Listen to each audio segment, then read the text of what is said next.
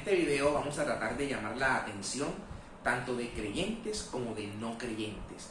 Vamos básicamente a presentar dos argumentos. Con el primero demostraremos la existencia de Jesús, su paso real por el decurso de la historia. Y para ello utilizaremos historiadores no cristianos, con el ánimo precisamente de no deslegitimar o de no viciar este argumento. Y segundo, es decir, una vez hayamos demostrado la existencia de Jesús, pasaremos a demostrar con nuestro segundo argumento que este Jesús es verdaderamente Dios, es Dios Hijo, y que como Dios merece toda la gloria y toda la adoración. Y con esto buscaremos desvirtuar las ideas de denominaciones como la de los Testigos de Jehová, que minimizan o reducen la majestad de Cristo. Empecemos entonces con nuestro primer argumento, los testimonios históricos que dan fe de la existencia de Jesús. Vamos a apoyarnos primeramente en Flavio Josefo. Flavio Josefo nace en el año 37, es decir, a escasos 4 años de la crucifixión de Jesús. Y nace precisamente en Jerusalén, en el epicentro de la noticia. Flavio Josefo se va a servir al Imperio Romano, y Flavio Josefo, cerca del año 93, escribe un libro conocido como Antigüedades Judías, en las que hace una crónica más o menos razonable de la historia del pueblo judío.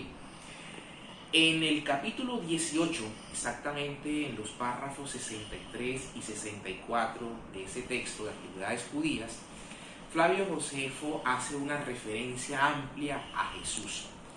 Dice que existió Jesús, que era un hombre, pero añade, si es que puede llamársele hombre, porque realizó milagros impactantes, dice Flavio Josefo.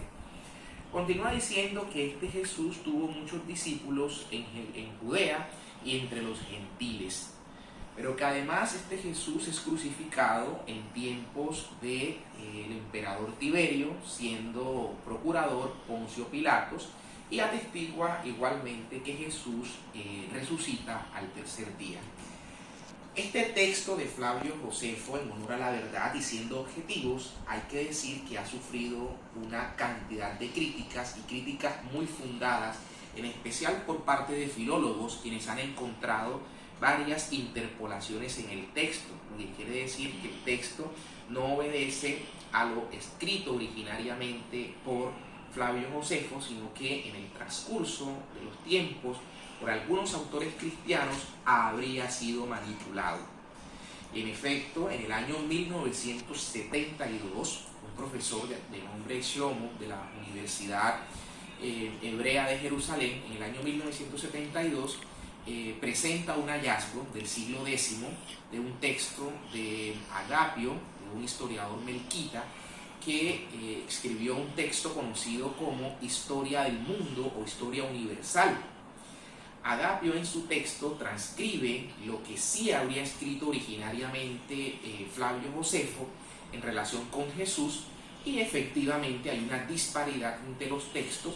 En el texto de Agapio da cuenta Flavio Josefo de que apareció Jesús, como llama él, y que se trataba de un hombre sabio, virtuoso, que hizo discípulos efectivamente en Judea y en otras naciones, que fue crucificado en tiempos de Poncio Pilato como procurador y de Tiberio como emperador, pero no hace referencia a los tales milagros impactantes que decía el primer texto, ni tampoco hace referencia expresa a la resurrección de Jesús. Dice sí que sus discípulos son los que atestiguan que Jesús al tercer día se les apareció y que resucitó entre los muertos, pero no es un testimonio que dé Flavio Josefo como constatado por él, sino que lo pone en boca de sus discípulos, lo de la resurrección. Pero sí, repito, testifica su presencia en una época de la historia, su muerte y su papel de maestro. Entonces tenemos la existencia real de Jesús testificada por este personaje Flavio Josefo. Igualmente en este libro Antigüedades Judías, Flavio Josefo hace referencia indirecta a Jesús. Digo indirecta porque Flavio Josefo escribe sobre la muerte de Jacobo, o de Sanctus Jacob, que es Santiago, que en las escrituras se denominan como el hermano del Señor. Y Flavio Josefo, precisamente, en su texto hace referencia a Santiago, dice el hermano de Jesús, conocido como el Cristo. Es una referencia indirecta allí a Jesús, porque narra la muerte de Santiago. Es importante saber que cuando se habla del hermano de Jesús, la palabra griega utilizada, adelphos o adelphois, no traduce literalmente hijos del mismo vientre o que llevan la misma sangre, sino que son parientes o cercanos, porque sabemos que en las escrituras este Santiago es hijo de María, dice el texto, una hermana de María, la madre del Señor, María, la de Cleofás o la de Alfeo, que sería el padre tanto de este Santiago como de su hermano José. Entonces no es propiamente el hermano de sangre. Pero más allá de ese dato, lo que acá quiero decir es que Flavio Josefo narra el hecho de que el sumo sacerdote Ananías, aprovechando que había muerto Festo el procurador y que se había ya nominado a Albino su sucesor, pero que no había tomado posesión, aprovecha esa negligencia imperial y convoca al Sanedrín. Recordemos que el Sanedrín era la máxima autoridad, el máximo consejo de jueces de los judíos, con el ánimo de juzgar allí a Santiago. El Sanedrín estaba precisamente conformado por 71 miembros, de allí que Jesús en el Evangelio de Lucas, cuando nombra a los discípulos que envía de dos en dos, nombra 72, como para mostrar en ese sentido la supremacía de las realidades del reino por encima de las realidades temporales como de las que se ocupaba el Sanedrín. Más allá de ese dato, el asunto es que se convoca el Sanedrín, aprovechando la negligencia imperial de la que hablé hace un momento, y se somete a interrogatorio a Santiago, y se ordena por parte del sumo sacerdote que el pueblo apedree. Hay otros testimonios que hablan de que fue lanzado del pináculo del templo y la población terminó apedreando y matando a Santiago. Esto nos da cuenta que esto ocurrió cerca del año 62 por aquello de ser procurador, la muerte de Festo y de la sucesión de Albino. Ese es un dato histórico que nos da cuenta de Jesús. Igual hay testimonios acerca de Juan Bautista, pero no hay referencia expresa de Jesús en ese punto. Con esto pasamos a lo que otro historiador, hablo de Tácito, nos presenta. Tácito escribió un libro que se llama Los Anales. Allí hace una referencia. Tácito nace en el año 57, es decir, unos años antes de que ocurra el incendio en Roma, que fue en el año 64, era emperador Nerón, y lo que narra Tácito es que había serias evidencias de que Nerón era quien había causado el incendio en Roma, y entonces lo que Nerón hace es buscar chivos expiatorios para tratar de soslayar su responsabilidad, su culpa, y los chivos expiatorios no son otros que los cristianos, dice Tácito, quienes seguían a Cristo. Entonces allí hace Tácito una referencia expresa a Cristo en la historia, haciendo alusión a el hecho que conocemos del incendio de Roma del año 64. Tenemos también el testimonio de Plinio el Joven. Plinio el Joven fue un procónsul de Bitinia entre los años 111 y 113. En el año 112, Plinio el Joven envía una carta al emperador Trajano, era el emperador de momento. De hecho, se tienen 10 libros de cartas de Plinio el Joven. En el libro número 10, precisamente, la carta número 96, es esta carta que Plinio el Joven le manda a Trajano, pidiéndole un poco de luces de cómo procede con los cristianos, con los seguidores de Cristo. Porque estos seguidores de Cristo no adoraban, no veneraban, no respetaban la figura del emperador. Estos cristianos, cuenta Plinio el Joven, se reunían un día en particular, se presume era el domingo, él no lo dice, pues se reunían un día en particular y cantaban himnos al tal Cristo al cual tienen como un Dios. Hay una referencia de este personaje Tácito aquí en relación con Cristo. Pero hay otra referencia que resulta también importante, y es la de Suetonio. Suetonio escribe un libro que se conoce como La vida de los 12 Césares, que narra la historia precisamente de los 12 primeros emperadores de Roma. Esto es narrado alrededor del año 120, más o menos. Suetonio nace en el año 70, sobre el año 120 aproximadamente escribe este libro y da cuenta acá de lo que ocurrió en el año 49, cuando era emperador Claudio. Claudio expulsa del territorio de Roma a los judíos, y cuenta Suetonio que esta expulsión se debe a que los judíos generaban tumultos porque agitaban al pueblo con base en un tal Cristo. Y esas agitaciones que atribuía a Cristo Claudio fue lo que termina generando que el emperador Claudio expulse de su territorio a los judíos.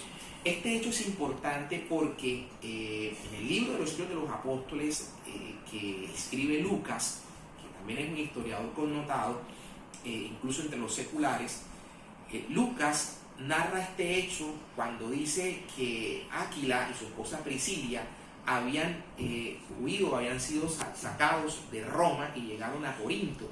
Precisamente fue en la expulsión esta que hizo Claudio y de la cual da cuenta Suetonio. Estos testimonios dan cuenta de la existencia real de Jesús. Pero tal vez hay un testimonio, digamos, más convincente aún, y es el que emana de los propios judíos. En el Talmud, explico un poco esto del Talmud porque de pronto para algunos no les es familiar. Los judíos tienen, digamos, la palabra de Dios escrita, que es la Tanaj, escrita, la palabra de Dios escrita, conformada por la Torá, que son lo que nosotros conocemos como el Pentateuco, los 5 primeros libros de nuestra Biblia, el Éxodo, el Génesis, el Deuteronomio, el Levítico, los Números. Estos primeros 5 libros, lo que los judíos llaman la Torá, la ley, las instrucciones, están los Ketuvim, los libros, y los Nevim, que son los profetas. Los profetas que ellos clasifican en profetas mayores y profetas menores, y los libros o los escritos, que es donde tenemos el libro de los Salmos, el Cantar de los Cantares, el Eclesiastés, etc.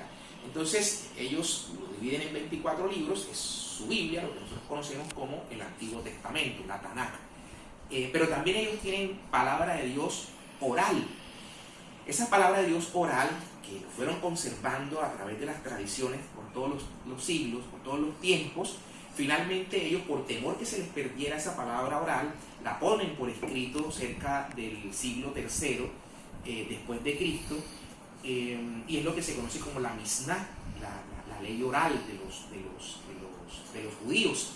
Esta ley oral, la Misná, tiene unos comentarios que se conoce como la Gemara, y tanto la Tanaj, la palabra de Dios escrita, como la Misná, la palabra de Dios oral, los rabinos han ido explicándola, ampliándola, generando reflexiones sobre ello, y eso lo han hecho en lo que se conoce como el Talmud. Existen 2 Talmud, un Talmud que se emitió en Jerusalén, el otro Talmud en Babilonia. Entonces, en el Talmud, los hebreos tienen referencias a Cristo, en el sentido de que se trató de un hombre, según el Talmud, que era un hechicero. Lo califican de hechicero, pues tenían que justificar la muerte que habían ordenado, y que agitaba al pueblo al punto que apartó a muchos de la fe. Eso es lo que el Talmud referencia de Cristo. Dice que durante 40 días antes de la muerte abrieron el espacio para que los que tuviesen algo en defensa de Jesús se acercaran a decirle. Entonces finalmente lo que el Talmud evidencia es que no hubo defensa, y que por eso termina generándose la crucifixión o la muerte de Jesús. Pero fíjense cómo los mismos judíos dan fe de la existencia de este personaje. O sea que en este primer argumento dejamos demostrado que efectivamente Jesús y su presencia en el decurso de la humanidad. No hemos dicho que sea Dios, los testimonios no lo dicen. Entonces vamos ahora con nuestro segundo argumento de el por qué, y a partir de aquí sí lo vamos a hacer con las escrituras. Ese Jesús que vino y estuvo presente en la humanidad es verdaderamente Dios. Vamos a apoyarnos primeramente en el Evangelio de Juan, porque lo que Juan hace en su Evangelio es categórico al referirnos a Jesús como Dios. Voy a copiar un pedazo del texto porque aquí hay una controversia. Juan dice: en el principio era la palabra estaba con Dios, la palabra era Dios y la palabra se hizo carne. Pero fíjense lo importante, Juan es categórico, la palabra que se está refiriendo a Jesús, que es la palabra de Dios, la palabra que estaba junto a Dios, se hizo carne, pero la palabra estaba con Dios, y no solo estaba con Dios desde el principio, sino que era Dios. Eso es importante, porque las Biblias de los testigos de Jehová no dicen que era Dios, sino que era un Dios. Y veamos si eso es cierto o no, porque si cogemos la Biblia en español, la de ellos dice una cosa y la nuestra dice otra cosa. Entonces miremos qué dice realmente el texto tal y como fue escrito por Juan en griego. Miremos cómo fue esta nota que hacen los textos bíblicos.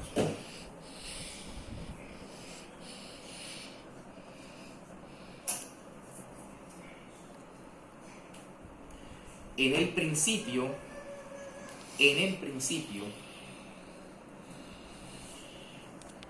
era el logos, ¿no? La palabra. Juan toma lo que hace en el libro del Génesis, ¿no? En el principio, toma ese modelo. En el principio era la palabra. Y la palabra, o sea, el logos, y la palabra estaba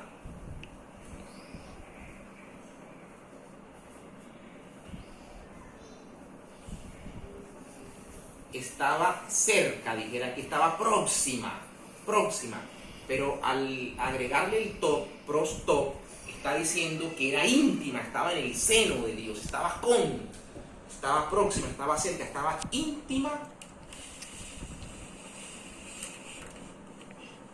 a Dios. En el principio era la palabra, y la palabra estaba cerca o junto a Dios, y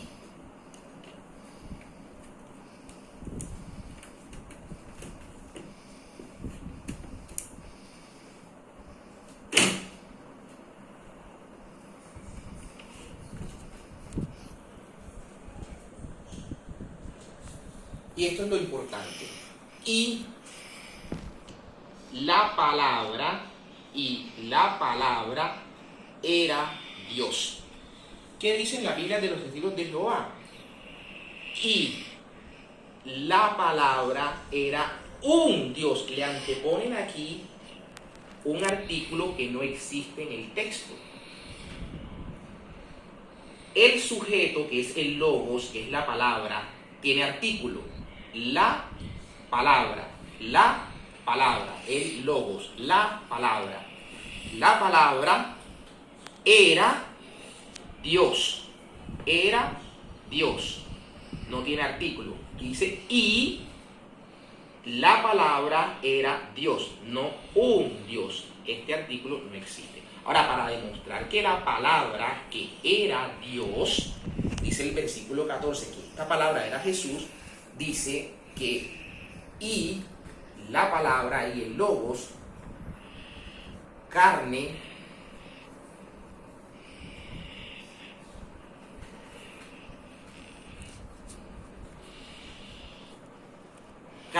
se hizo, y la palabra se hizo carne.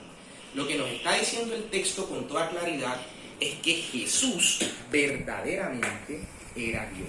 La palabra estaba cerca a Dios y la palabra era Dios, no era un Dios como dicen los testigos de Jehová.